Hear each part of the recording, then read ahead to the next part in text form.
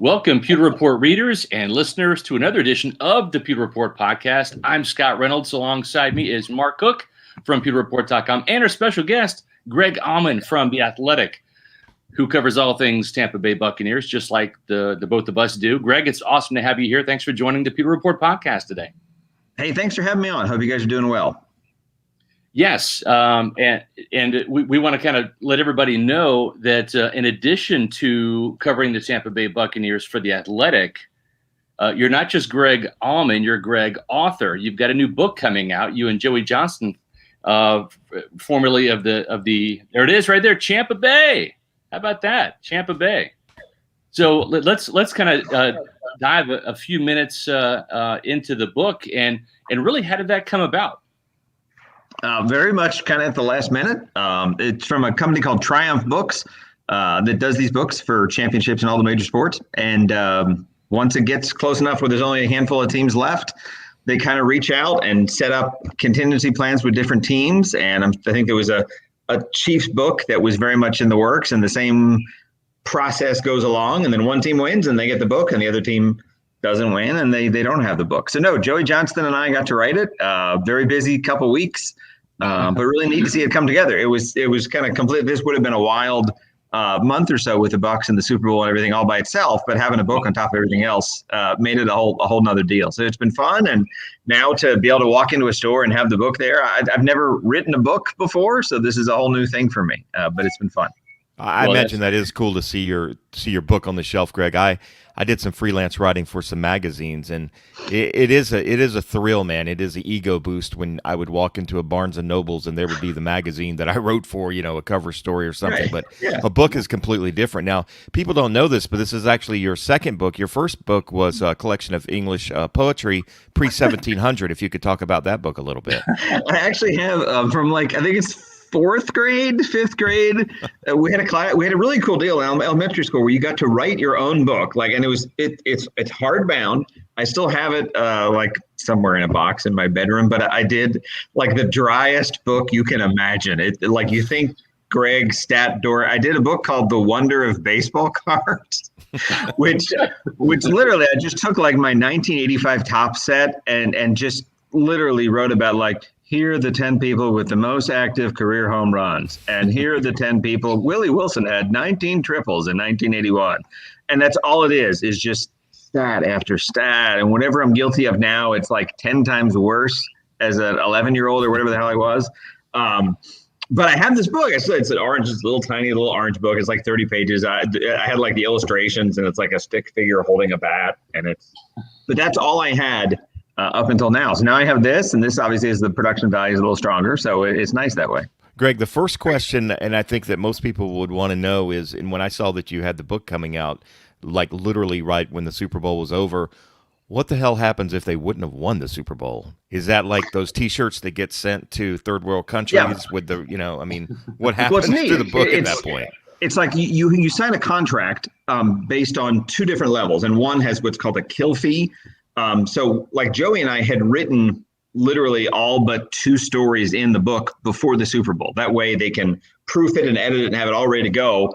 And literally it went to the printers 6 a.m. that Monday morning in order to be in stores Friday. So by contract, I had to have my story in by 5 hours after the end of the game. So the game ended, I wrote down 3:15 a.m. as my deadline. Wow. And basically what happens is there's 2 books that are 90% done, and one goes away and the other one gets published. So it's funny, Joey Johnston was in the same position with the Rays. And of course you had Kevin Cash go out to the mound and pull him. And so I felt from a karma standpoint, I had Joey working in my favor because he had gotten all the way there and then had it kind of slip out away from him. So it would have been cruel to have that happen to him twice, I think. Well, that's awesome. That's going to be a great revenue generator for you and your family, Greg, and we're excited about that. We have our own revenue generator here on the Pewter Report podcast. It's our good friends at Celsius. So if you'll please indulge me, I've got this cool little video to play for everybody.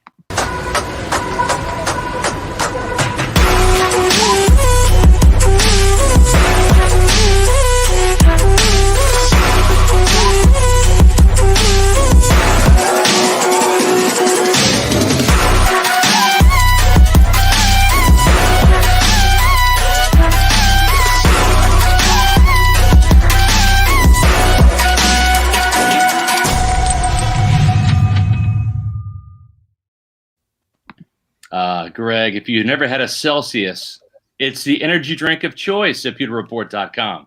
I went to the fridge to try and get one. My daughter drinks Celsius. There you go. Excellent. And I thought we had one in the fridge. I was going to totally unsolicited have one and just, oh, that's good. She loves it. So there's like a peach, mango, peach, passion fruit. That's her flavor of choice. Exactly. Well, they come in a ton of variety of flavors. Celsius powers active everyday lives with essential functional energy. I had the grape today. It's already gone. If you want to buy Celsius in bulk, that's the best way to do it. It's also the cheapest. Go to pewterreport.com, click on the Celsius banners. They're going to take you to Amazon. You can buy them in bulk. And that is the way to shop. So, Greg, I threw up a banner here. I'm going to do it again for you. Because I'm excited to read this book. The great thing about this is you can get your copy of Tampa Bay, great collectible to commemorate the Buccaneers Super Bowl 55 win, written by yourself and Joey Johnston, with the foreword by Rondé Barber. And let's talk about that in a quick second. It's available at Triumph Books, Amazon, Barnes and Noble, or wherever books are sold. Makes a great birthday gift, anniversary gift, Father's Day gift. Order yours today. So how did Rondé Barber come into the mix? And certainly a great authority to talk about Bucs Super Bowls. He was the catalyst for the one back in 2002. Yeah, it was really neat to get him in terms of lending credibility to a book. It's awesome that way. Joey kind of brokered that on the end with Rondé. Obviously, he and Rondé go back a long way. Yeah. And it was great. Again, it's one of those where you have to approach them with like hey, if the Bucs win, we're going to have a book and we'd love to have you write something for it. And it's hard to write things ahead of time and have things at the ready. But Rondé was great. And I thought had a great perspective on, this first championship and what it means to have waited so long. And obviously he's been in Tampa ever since. So I think he knows how long Bucs fans have been waiting and hoping for the kind of run they had here this season. So let's rewind to 2020. We'll spend a little bit of time talking about 2020. It's almost old news because everybody's on to their mock drafts. We have our own up here at pewterreport.com that have come out. Free agency is really just around the corner. It's crazy to think that these 5 extra weeks we've all been working covering the Buccaneers. Usually the season ends right around the 1st of January. But now all of a sudden we're literally weeks away from the NFL offseason where it used to be months away. But what was your initial prediction for the 2020 season, and how far did you see this team going? I'm on record as saying 10-6 with maybe a one and done in the playoffs, or maybe getting through the first round onto the second round. But I always envisioned 2021 being the breakout year for the Buccaneers. Mark, what was your prediction? And then Greg, let's hear how you saw the 2020 landscape. Well, I'm always the over optimistic guy, so I think I was at 12 wins, maybe 13. I can't remember, but I was also at 12 wins.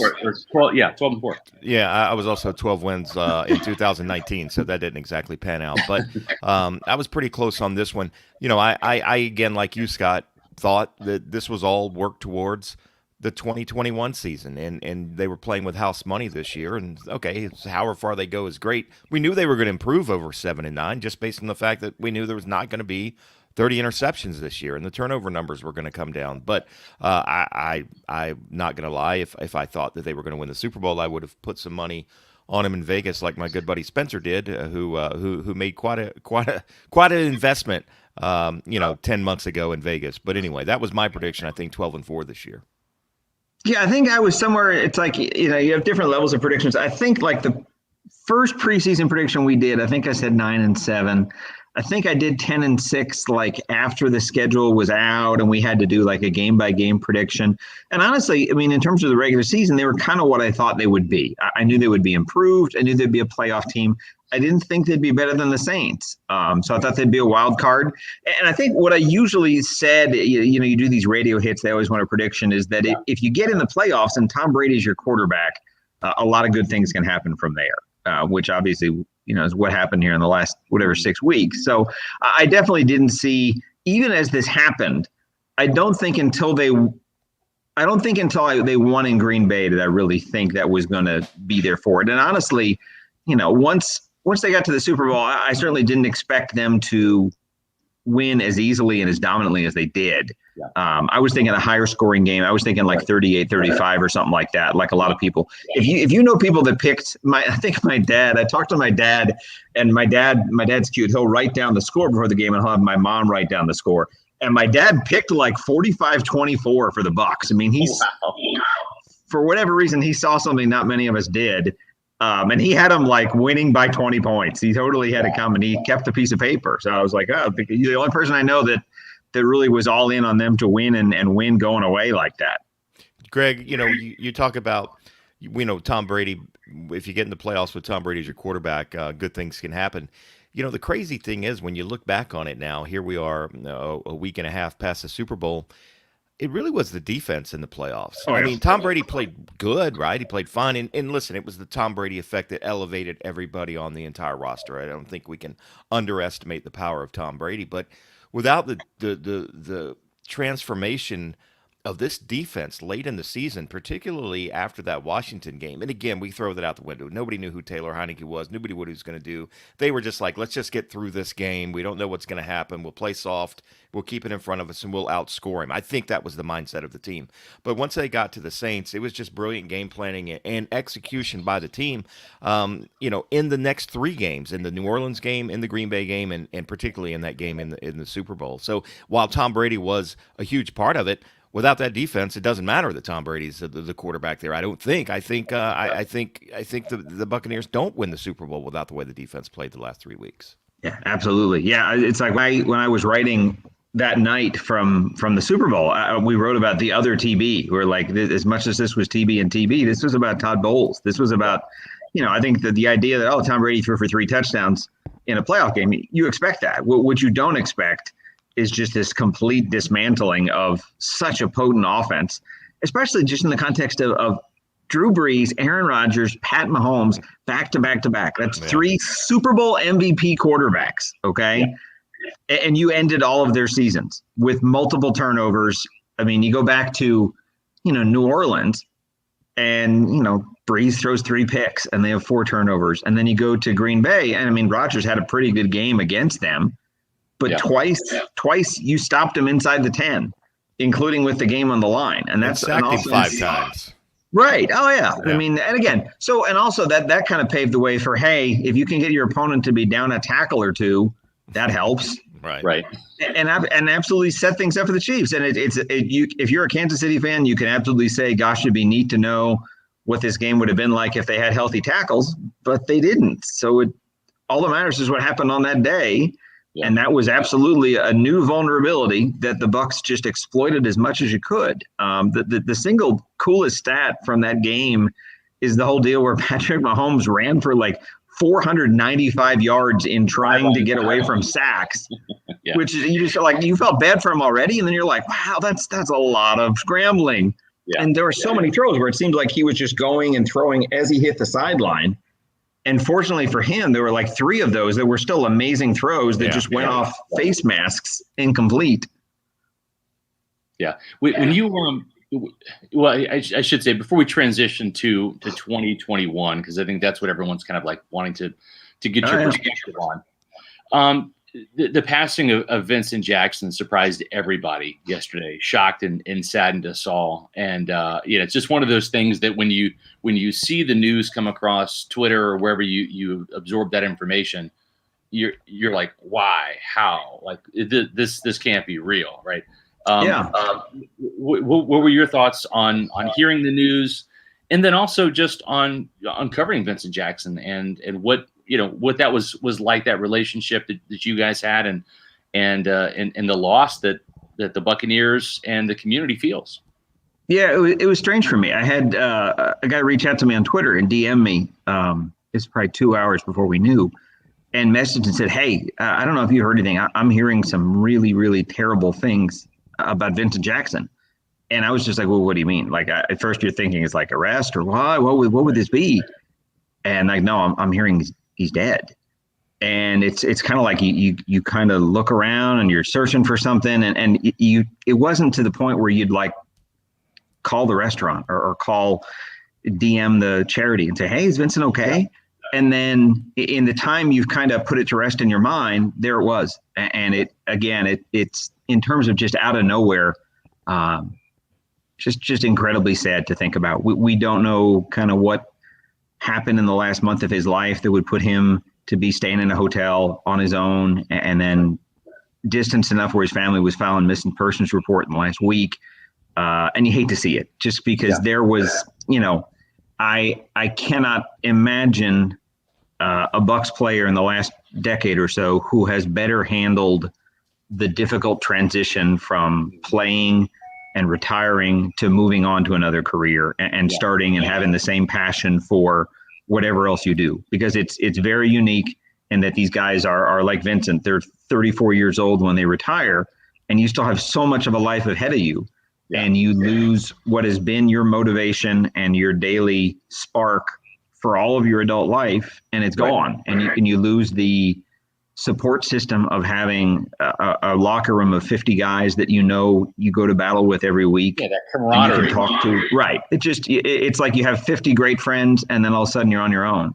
And again, I thought Vincent done such a good job with the restaurant, with his charity work, with CTV and the real estate work he did, to have a whole lot of really cool irons in the fire all at once. Still kind of in the public eye, still very much engaging with people on social media. And you don't know how people are and what they're dealing with on their own privately. So it breaks your heart that whatever he's going through, that this is the way things end for him at only 38 years old. Covering the Buccaneers, I've come to realize that the only difference between myself and any Buccaneer player is three things. Now, these are three big things, keep in mind, but they're three things. Number one, they're better athletes, right? Number two, they get paid a lot more money. And number three, they're on TV. But really, other than that, these people have problems with their kids. They go through divorce. Their parents die. They go through bankruptcy. There's all sorts of a myriad of problems. They go through health problems not related to football, And and they are just they're people, and they go through different things. And like you said, it's so difficult because a lot of these guys, they start at the Pop Warner and the Pee Wee League. They play football. It is their life because that they've been doing it since they were children. And that transition, and I agree with you. I agree with everything you said. The transition he made appeared to be seamless and smooth to the post football life. We don't know what transpired, like you said, but very sad nonetheless. Without a doubt. And again, I think all of us, I think we kind of have it's kind of like athletes and actors, and we see one version of them, right? And you don't always know what they're dealing with on their own, at home, in private. I think all of us kind of have our Facebook lives where everyone's smiling and everyone's getting along, and it's great.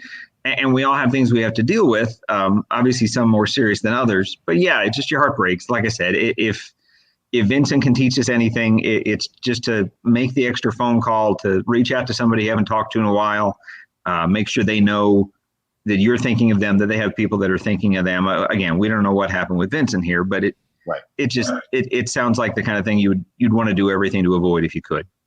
Yeah, no doubt. Yeah, great guy. We all, enjoyed covering him in the locker room. And I jokingly said on the podcast yesterday, not to make light of the situation, and I wasn't, but, Vincent was a guy that, he spoke once a week. He was kind of the guy. He and Gerald Thursdays. were the face. Yep. Those were the two faces of the franchise there for a long time. This guy came into the Greg Schiano era. Went through, Lovie Smith, and I think he had 1 year with Dirk Cutter, if I remember. Yep. Marcus Arroyo. I mean, a lot of offensive coordinators, and he produced on the field, but he was always a stand-up guy. And the thing, besides him being a stand-up guy in the locker room and speaking to us once a week, was his interaction with the fans. That's the thing that I've noticed, and so many people have posted pictures of him outside of football, but at training camp practices and things like that. And I've got a video up with a friend of mine, Coach Al, who was a military guy and really loved Vincent. And Coach Al passed away not long after his meeting with Vincent. And Vincent was always, how's the family doing? I mean, he remembered Coach Al even after Coach Al passed away. That was just kind of the guy he was. Thought about other people a lot. You're right, Greg. We maybe we need to check on those people too. We let those athletes and stars kind of check on us essentially, or the community, and maybe we need to spend a little bit more time making sure they're okay as well, whether it's athletes or just our own friends and family. But anyway, well said, Greg. Rest in peace, Vincent. Great guy, and prayers certainly to his family, his wife and his children, and I believe his parents may still be alive.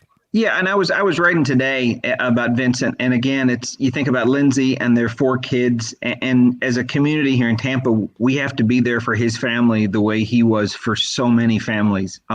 So much of what he did was reaching out to military families that had a dad serving overseas, or worse, he had a dad that didn't come back from serving overseas. And again, I hope that she knows that there's such an extended support structure of all the people here in town that cared about Vincent, that care about her and the kids, and it's unimaginably hard to go through what they're doing, but they've got a lot of people to help them with that. Yeah, no doubt about it. So, going from that somber discussion, because it has to be, because he was such a beloved figure and really a great Buccaneer player. One of the best free agent acquisitions of all time. His franchise has not had a lot of great ones, but he was a great one. And he's up there with the Hardy Nickersons, and unfortunately, he didn't get to see the wins that some of these free agent acquisitions, like the Rob Gronkowskis, the Tom Brady's, got to see. Even Hardy Nickerson back in the day. It took him a while, but he helped groom the likes of Warren Sapp and Derek Brooks and Rondé Barber and John Lynch into becoming that Super Bowl team. And now here, the present-day Buccaneers are fresh off of a Super Bowl. What is the likelihood that they can repeat, Greg? And, of course, it starts with keeping this band together. So let me ask you, of all of these pending free agents, and there's a round, depending on playing time, you could kind of say Antonio Brown is a starter. You could kind of say Leonard Fournette's a starter. But with about 10 starters due to hit free agency, what is the likelihood that they can keep this band together? And if you were playing general manager Jason Light, who would you prioritize over others? Yeah, it's tricky. I think everybody kind of looks at it in tiers, and I think you have 3 at the very top with Chris Godwin and Levante David and Shaq Barrett as kind of the big 3, high dollar, maybe all 3 among the top 20 free agents period in the NFL this year. And it's a challenge to keep all 3. And then you have kind of that second tier of Gronkowski and Antonio Brown and Leonard Fournette and Ndamukong Suh. And even I would put even like Ryan Suckup in that second tier, almost as consistent as he was. So I don't know. Is it 6 out of those 8? He's tier 1 to me. I've seen enough crappy kicking in Tampa Bay. Ryan Suckup is definitely tier 1, but continue. I was telling somebody of the most unforgivable things would be if they quibble on dollars with Suckup and he goes somewhere else and they start the whole process over again. There's some guy that misses a kick in week 1. And it's all over again. And Suckup goes and goes, 29 of 31 for somebody next year. So no, it's tricky in that you literally can't keep all those guys. And there's somebody right now that we think of as indispensable and absolutely a core player from this team that will probably be gone, whether it's one of those free agents or somebody they cut to make room for those free agents. I think they can franchise Chris Godwin and make that really easy. I feel like Chris, of that whole gang we mentioned, I feel like Chris is the one that you can legitimately say is still ascending, is still getting better and on the way up. Everybody else, I think you're wondering whether they'll perform at the same level you just paid them to play at. And that's tricky because that's the whole art of this is knowing when to walk away from players. And this team hasn't always done it delicately. Like a guy like Levante, I keep saying you want, for Levante's sake, for him to be able to be Derek Brooks and not Warren Sapp or John Lynch. And it's just a matter of finding that middle ground where you're able to stay here and be another Rondé, another iconic player that gets to play your entire career in one place. But he wants to get paid too. I mean, it's tough because he's a 31-year-old inside linebacker. Those don't get paid a whole lot. But what we'll be curious to see is which guys get done before that window of negotiation starts. Because once that starts, again, like at this time last year, we're worried about Jameis Winston getting to that window and, they might lose him if they let things go that way. So these things that are terrible, impossible things to consider now, 2 months from now might say, sorry, that's too bad to get that guy. I mean, I look at Leonard Fournette and is completely crucial as he was to the Bucs postseason. Like Spot Track has his market value at 4 years and $32 million. There's no and way. if that's the case, the Bucs are going to wish him well and thank him again for an amazing month of playoff football. And he's going to go somewhere and potentially do great. I just don't think it's in the Bucs' plans to pay Leonard Fournette that much money, even if he's another guy who could be better next year than he was this year. I don't think that's in the plans. Antonio Brown, I think if Antonio Brown wants to come back on a real similar deal to what he got, kind of a low end, you know them, they know you, here's to being surrounded by people that vouch for you and trust you and believe in you. He's going to have to balance that against other teams. They're going to offer him more, but it could be a Raiders situation. It could be a Patriots situation. You don't really know what you're getting into. So that's a tough decision. Sue, I think Sue's probably just going to either retire or stay with the Bucs. I think he probably will know that he's probably going to get a little bit less than he did this year, just because he's 34 years old, and eventually that things start to diminish there. But I think, to talk to these, Gronkowski's the same way. My thing with Gronk is that I don't know who the Bucs are competing against. If Tom Brady's here, I don't know that he wants to go start with somebody else. Right. And I mean, I think this has gone so well for him to have a new situation and have it work out well from a chemistry standpoint when he came in and basically knew one person. So I think even if he went somewhere that had like an old Patriots assistant or somebody he knows, it's so much of an unknown that I think he's in that group where it's going to be Brady or retire. I think, and now it's just a matter of the Bucs working things out and saying, hey, you made $10 million last year. Do you need to make $10 million again this year? I mean, this was kind of a fun thing. This was kind of a cool thing. If you want to go somewhere else and roll the dice with somebody else, you probably can make more money, but is that what you want? So I'll be, like I said, there's definitely each of these free agents is a different dynamic and a different situation. And you can't know what for some of these guys, maybe they got a ring here. Maybe they're happy. Maybe they can go somewhere else. There's going to be kind of that Dexter Jackson, this group where somebody floors them with an offer to go somewhere else. And if you get offered double what everybody else is offering you, I can't really fault you for taking money that's going to, change your grandkids' life. That's fine. I don't mind that. There's no problem with that if you want to go do that. They've just won a ring here. They've had a really special season. As cool as it is to go for two, I'm not going to fault anybody that wants to leave and go do something somewhere else. Let's circle back around to Lavonte David for a second here, Greg. And obviously, Devin White's still under his rookie deal. He's not a free agent. I don't want to get confused. But if just from a pure roster standpoint, put aside the money and everything, just from a pure roster standpoint, if you had to keep one linebacker, Lavonte David or Devin White, which one's it going to be? I mean, I think just from upside, you'd keep Devin right now, just because he's so young and again on the rise and still just figuring out. And I mean, he's the splashy guy. And I'm not to say that Lavonte can't make splash plays, but Lavonte this year was not nearly as splashy as he was in previous years, right? He was. Oh no! And if you look at him, I mean, and you can make a case that Lavonte being there helps free up Devin White to make the plays he does. Right. These aren't two guys that operate in a vacuum. One very much helps the other and vice versa. But, yeah, if you're choosing between it's tough because, I mean, Lavonte just finished a deal where he was making $10 million a year. Yeah. And he got that deal when he was 26. So that's very much in that Godwin role where it's like, wow, you can get the next best 5 years of his career. There's not a lot of 31-year-old middle linebackers, inside linebackers in the NFL.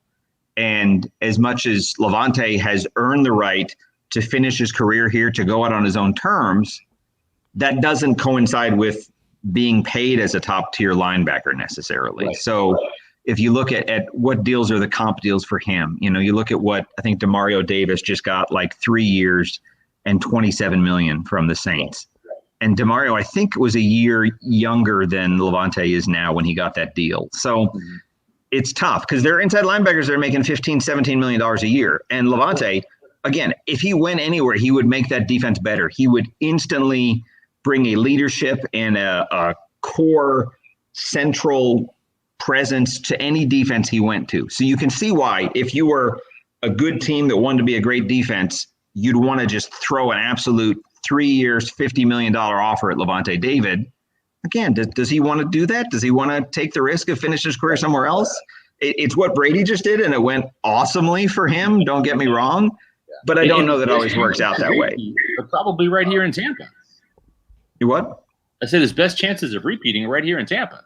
Right. Oh, no. There's nowhere he's going to go where it used to be, they left Tampa because they wanted to go win. Well, right now, that's working in the Bucs' favor. I mean, they're a top 5 team in terms of odds and realistic chances to have a deep playoff run. I mean, I think they probably know in Tampa, then New Orleans is in a much different boat right now. New Orleans is going to have a new quarterback. They're going to have to crazy salary cap cuts.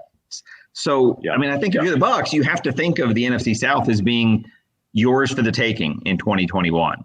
And that means a much easier playoff path. That means home games, if not a bye in the playoffs. And whether you take advantage of that, whether you can win in the playoffs or not, it's definitely an easier path than what you just pulled off. Yeah, when you look at not just the players that you have to keep. In the Buccaneers, they've got around $30 million or so to play with, maybe a little bit less now, with the salary cap room. That's better than most. Certainly, it's one of the more enviable positions in the NFC South. Having said that, though, there are ways that they can create more cap room. You look at maybe Will Golston's contract. You look at Cameron Brate's contract. Those guys are a bit in jeopardy, I think, this offseason, just because, as great as Cam Brate played this year in his role, he's the number 3 tight end on the totem pole. If Gronk comes back and O.J. Howard returns for his 5th-year option. And Will Golston, I love Will. I think he's a great role player. But you have to, that's not, if you were to look at the hierarchy of all of the players on defense and number those positions, 1 through 11 in terms of the starters, that 5 technique, 3-4 defensive end is down there like around 8, 9, 10, 11 in terms of that. So that puts him in a little bit of jeopardy. Are those 2 guys that you see as being candidates for pay cuts, or maybe even removal from the roster? And if there's other names, who else is in that boat? Yeah, we just had a fight. We just did something at The Athletic. We'll do something where like all 32 writers will chime in on something. So we just did collectively all the potential cap cuts that could be coming across the league. And again, for some teams, it's 1 or 2 names. For some teams, it's a lot of names. Yeah. And I started the list with Brate just because Brate already took a pay cut last year. So I think of that $6 million number for him as a fake number right now. I think if you were willing to take 6 and go to 4 last year, you'd probably do the same thing again. I'm not putting words in his mouth, but I think if that was the case, it'd be fine. I still don't know if it works out. Because again, if you have to make budgetary decisions, paying 3 tight ends, even $4 to $6 million is a lot. So I don't know if that means he gets cut. I don't think he gets traded, or if he takes a pay cut. I just don't see him with his current contract being part of this moving forward. And they've kept Tanner Hudson on this roster for a while, for a couple of years now. And again, I don't want to say Tanner Hudson is Cameron Brate, but neither one of them are exceptional blockers. Right. We know Tanner can catch the ball. Is $4 million if that's what they're thinking to keep Cam Brate on a salary reduction, though? Is that still worth it for your 3rd tight end? Because O.J. Howard is going to be back, and presumably Rob Gronkowski as well. So right, and we saw a lot of money to pay for your third tight end. Right, and like this year, I think we saw the value. Like the Bucs had so many positions where they kind of just had insulation from injuries as depth. Like they didn't need to have Shady McCoy, but he was there if somebody went down. They didn't. I mean, Brate looks really smart because when they lost O.J. Howard, they had another tight end who could step in and be a 30-catch tight end and step in seamlessly, And I think you saw that with, Steve McClendon being there for Vita Vea and a guy like Ross Cockrell being there to step in. They had functional depth, and you have to pay for that. I just think having it at tight end is probably a bit of a luxury. We mentioned Brate. When I put it in there, yesterday, the 2 that are really intriguing is on the offensive line, and saying, okay, how much did Donovan Smith and Ryan Jensen do to help keep themselves on this roster when they have no guaranteed money this year? Because to me, if you have no guaranteed money, you're basically like a free agent. It's like they're making the decision to keep you or to walk away and lose nothing. And again, if you go back to November, it didn't look real good for Donovan Smith playing the 3rd year of his contract. I think he's helped himself tremendously. I think he had a great postseason. If things are tight money-wise, though, you could definitely walk away from him, even though he's going to go be a starter. He's probably going to make that much money on the open market for somebody else. Yeah. But if you have to save money, if you can't keep everybody, and you have an outstanding right tackle in Tristan Wirfs that you think could be a great left tackle, Now you free up $14 million. You have a left tackle. You either draft or sign for much less a right tackle. You know you're probably not as good, but it allows you to be better in another position. Ryan Jensen's the same way. I felt like Ryan Jensen was absolutely the leader and the guy that set the tone for the toughness of this offensive line all season. But he's due to make $10 million. And PFF had him as like the number 19 center in the NFL. I think he's better than that. But if you have somebody else that you have in mind that would be much less, it's another way you can save money. It's not that he's not deserving of being on the roster. It's that right now you're evaluating contracts as much as you are players. So Will Golston's the same way. I think Will Golston had a great year. Got to the quarterback double as much as he has at any point in his career. Is thriving in this defense. But if he's due to make $5.5 million,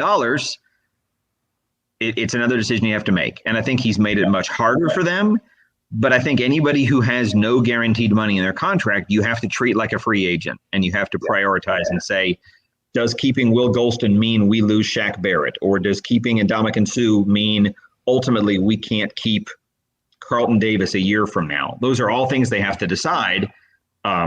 I think all those guys have played well. There's not easy cuts on this team. There's nobody that's just stealing money. Right. Okay. There's just guys that if you have to make decisions based on money, you're going to do it based on what your loss is when you have to move on from somebody.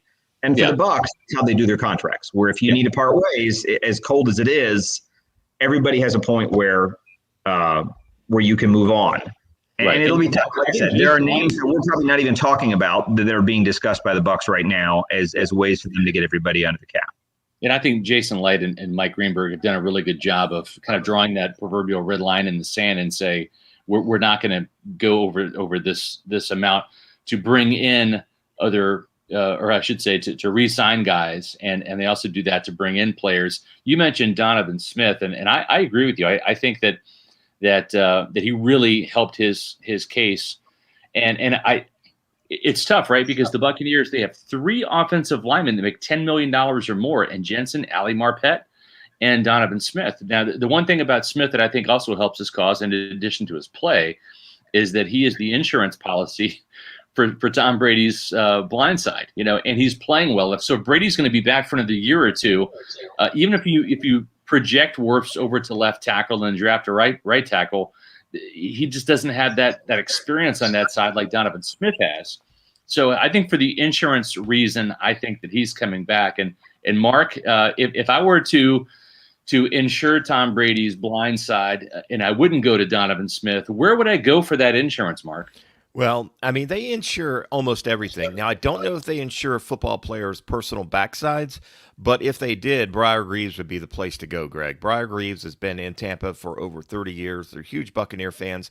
And, Greg, what's great about them is they give you that personal touch. You're just not a number or a policy number. Briar Greaves called me last spring and just asked me how my homeowner's policy was doing, if I was happy with everything. Did we need to review coverage? It's just out of the blue. You're not going to get that with the big box company. And so I always tell people to go to Briar Greaves. And, Greg, you have got a young driver in the house now. Almost 2. Riley. Oh, my gosh. Almost 2. Why not just call Briar Greaves and shop around your auto insurance rates? It doesn't hurt anything. Same thing with your homeowners. It doesn't cost a thing to call Briar or Sam Greaves and just check up on your policy. Find out if you're getting the best rate on your homeowners, the best rate on your auto, best rate on liability insurance. Maybe you've got a $2 million boat like Tom Brady. I don't know, Greg. I know The Athletic pays you a lot of money. That's why you left the Times, clearly. But just kidding. But in the book, I mean, you're going to make several $1 million with the book. So anyway, you need to protect your family, and Briar Greaves is a place to do it. Scott, tell them how they can reach Briar Greaves if they want to give them a call. Briar or Sam, either one. It's really simple. Go to BriarGreavesInsurance.com or give Briar and Sam a call at 813-876-4166. That's 813-876-4166. Greg, listen, we really appreciate you coming on and talking some Bucs football. It was fun. Of course. Was it a surreal experience for you sitting there at Raymond James Stadium of all places, right, where we've watched these Buccaneers play half their games, and all of a sudden they're in the Super Bowl? In some ways, to me, it felt like another Bucs game. In other ways, it felt like certainly so much more being the Super Bowl. But it was just really, really weird and cool, but weird seeing them win the Super Bowl at Ray J as opposed to some other location. It was wild. I didn't. There were points where I didn't even recognize Ray J. Like I don't know about you guys, but like the walk up to the stadium before the game, like they had so much in the south, whichever parking lot that is. In one end, there was so much like tented and fences, and like an entire infrastructure set up that's normally nothing at all. And there's all these buildings, and there's trucks everywhere, and there's people walking around. And it felt like you were at a different stadium. Like it's like the path you took to get to the press box. You went up to the top level. You walked across the 300 level, back downstairs. And I was watching like the mic'd up portion, like the NFL film stuff is so awesome from this game to be able to hear the players and everything. But like there was a point where they came out of the tunnel, and I had that like, where the hell was this game played at? And I had to like stop myself. Like that was Tampa. Like that was here. I think so much of that buildup was such a blur that you forget how amazing that is that they played a Super Bowl on their home field. Like it all gets dwarfed by the Bucs won a Super Bowl, but the whole idea that this happened right here, and that for forever we've talked about like, no team has ever won a game on their home. And now we don't say that anymore. Now they're going to say, no, the Bucs Super Bowl 55 did it. And maybe it'll happen again in the next year or two. Maybe LA will win it next year, or maybe the Raiders will win it a couple of years or something. But no, absolutely surreal. And as it happened, even it was such a strange thing to process. And as they had that lead, you had that like, are they going to do this? They're going to win the Super Bowl, and it's just every time they stopped the Chiefs, it was like, wow, they did it again. Wow, they'd have to. All right, hold on, they'd have to score 3 more times now.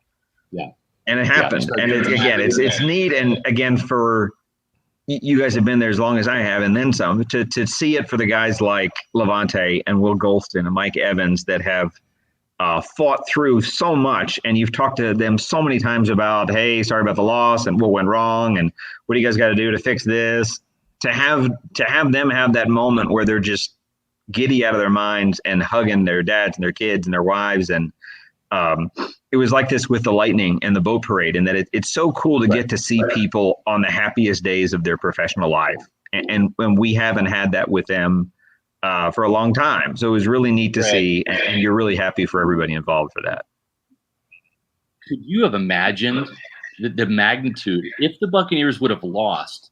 They would have lost in their own stadium. That would have been a crushing home defeat, right? Now, thankfully, we're playing hypothetical games because it didn't happen. They won the game. But could you imagine having to take the field in 2021 at home, whenever the home opener is, knowing that every time you lost the most important game of your career at home?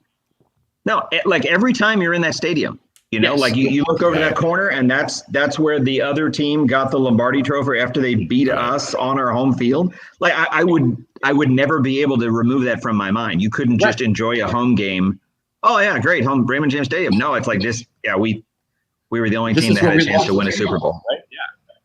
Yeah. No, so like I said, for that, and I think that had to be a motivation. Like as much as there was that motivation to win a Super Bowl, it's like you don't want to let a team come into your house and take a Super Bowl on your home field. And they said that. I mean, it was like, you heard Devin White before the game, and he's like, seriously, like you don't want that to happen. Right. All right. So final question for you, and we appreciate your time.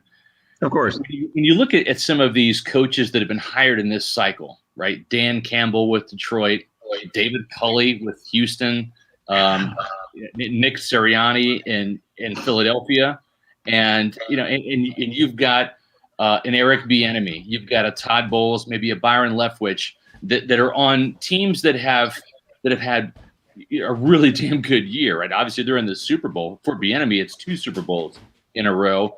And these teams don't have the patience to wait. Yeah.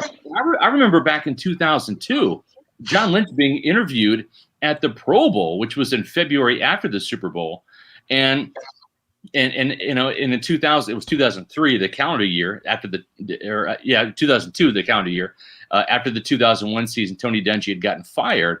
And he was being asked about the coaching thing, and he was like, "Yeah, this is really embarrassing. It's February. We don't have a head coach, right?" But then a couple of days later, the Gruden trade happened, and John Gruden didn't become the Buccaneers head coach in 2002 until mid-February, like right before Valentine's Day.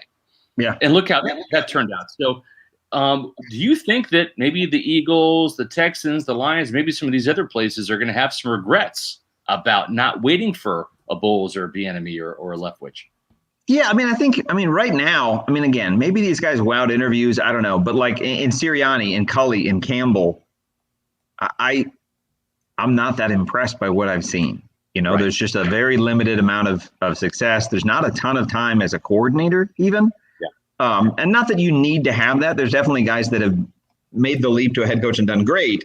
But yeah, I mean, if you line their resume up with Bieniemy or with Bowles, it's much less proven. I think to some extent, Bowles, the fact that he's been a head coach sometimes works against him. I think people probably say, oh, well, he had a chance there. That wasn't necessarily an ideal scenario with the Jets. But for the Bucs to not only have won a Super Bowl, but to return your staff almost intact, I think that goes such a long way toward the continuity you need, not only player continuity, but coaching continuity to be able to pull off a repeat. And Bruce said it best. I mean, Bruce is 68 years old. He said the last thing he wants to do is coach coaches. So he's got everything in place. I mean, not that he isn't going to have his hands in things, but I mean, in terms of him being at a level of success and a level of delegation that allows him to kind of be a CEO head coach and trust his coordinators, it's great because it develops them. And if the Bucs have another year like they have this year, Todd Bowles and Byron Leftwich are going to be out in front as absolute the best head coaching candidates that'll be out there, and it won't happen again the next time around. And then if you're going to have, or it might be a situation, where one of those guys becomes the replacement for Arians, because I would imagine after 2 Super Bowls, he's probably off to Lake Oconee. If you win another one, I think he would go out on top. Absolutely, and that's wild too, because if you get to keep one of those, in theory, you have a better chance of keeping the assistants, because if Bowles goes somewhere, one of his position coaches will be his defensive coordinator. If Leftwich goes somewhere, he's going to take assistants with him. So that's also the best way to kind of keep the core of this coaching staff is to promote from within and have that transition that I'm sure Bruce Arians had in mind when he took this job. Well, listen, we've certainly have had you on for about 45 minutes. We appreciate your time very much, Greg. Thank you so much for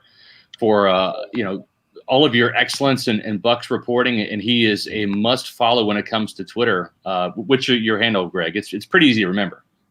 It is. It's just my name. It's just GregAuman. There's no underscore. There's no multiple underscore. There's no period. It's just my name. And we love your music over the years too. I mean, thank you, Mark, for making a Greg Auman joke. We're going to use Greg Auman, some Allman Brothers music for the. I like the bumper music though. When I get it now, maybe it's because he's passed, but it's almost cooler now when you get like Ramblin' Man as an intro or on the radio or something like that. I don't mind that at all. And listen, Buccaneer fans and Pewter Report readers and listeners and viewers, get your copy of Tampa Bay. It's the new book by Greg Auman and Joey Johnston with the foreword by Rondé Barber. It's a great collectible to commemorate the Buccaneers Super Bowl 55 win. Available at Triumph Books, Amazon, Barnes & Noble, wherever books are sold. Makes a great gift for yourself or the loved one in your life who's a big Tampa Bay Buccaneer fan. So never too late to make up for Valentine's Day. If it didn't quite do enough for her, get her a book. Yeah. Exactly. A book about football. Good idea. And we're still waiting on our advanced copies, but I'll send you guys copies. I have like a whole box. I have to figure out the best way to ship these things. I haven't done it yet. I'll trade mom and dad are waiting for theirs too. Okay. Absolutely. Yeah. No. Thank you guys very much. Celsius. We want some personalized autographed copies. How about that? Yes.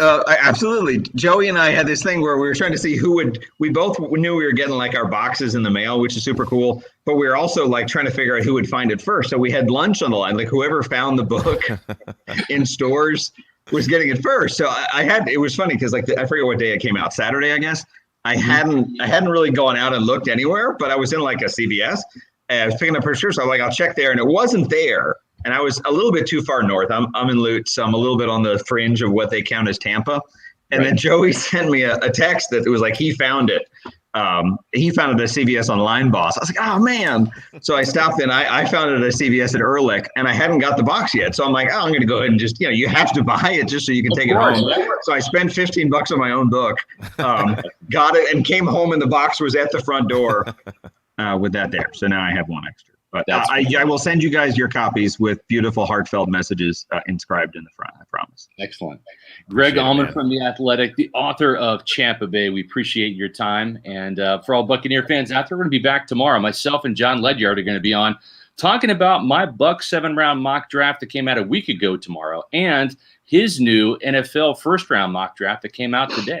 So it's going to be a mock draft discussion on Wednesday's Pewter Report podcast for our special guest, Greg Auman and Mark Cook. I'm Scott Reynolds saying we'll see you again tomorrow for another edition of the Pewter Report podcast.